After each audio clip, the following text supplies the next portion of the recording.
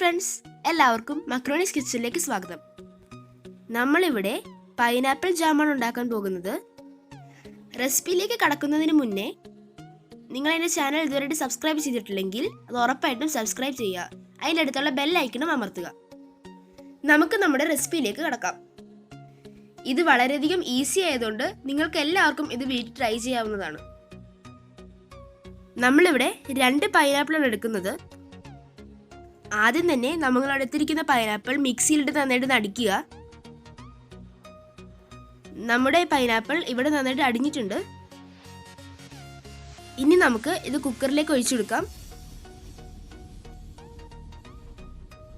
ഇതിലേക്ക് ആവശ്യത്തിനുള്ള പഞ്ചസാര ഇടാൻ വേണ്ടി നമ്മളൊരു അളവെടുക്കുന്നുണ്ട്. ഇവിടെ ഈ ഒരു പാത്രത്തിലാണ് അളവെടുക്കുന്നത്.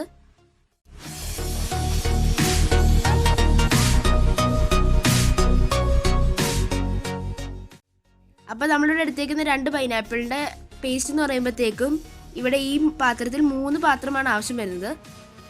പാത്രവും തന്നെ പഞ്ചസാര നമുക്ക് ഇതിലേക്ക് ഇട്ട് കൊടുക്കാം.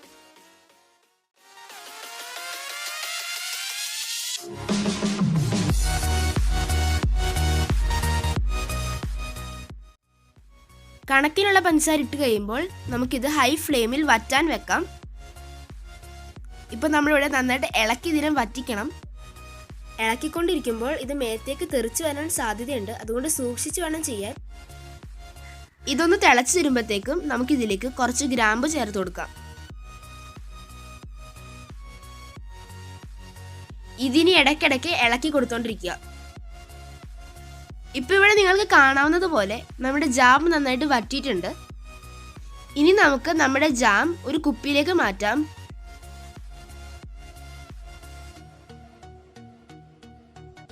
ഇപ്പം നമ്മളിവിടെ ജാം കുപ്പിയിലേക്ക് മാറ്റിയിട്ടുണ്ട്. നമ്മുടെ ജാം ഇപ്പോൾ തയ്യാറായിട്ടുണ്ട്. വീട്ടിൽ വെറുതെ ഇരിക്കുമ്പോൾ ഇത് ഉറപ്പായിട്ടും ട്രൈ ചെയ്ത് നോക്കുക. നിങ്ങൾക്ക് ഈ വീഡിയോ ഇഷ്ടപ്പെട്ടാൽ ഇത് ഉറപ്പായിട്ടും ലൈക്ക് ചെയ്യുക. നിങ്ങൾക്ക് ഈ റെസിപ്പിനെ കുറിച്ച് എന്തെങ്കിലും സംശയങ്ങളുണ്ടെങ്കിൽ നിങ്ങൾക്കത് കമൻറ്റ് സെക്ഷനിൽ ചോദിക്കാവുന്നതാണ്.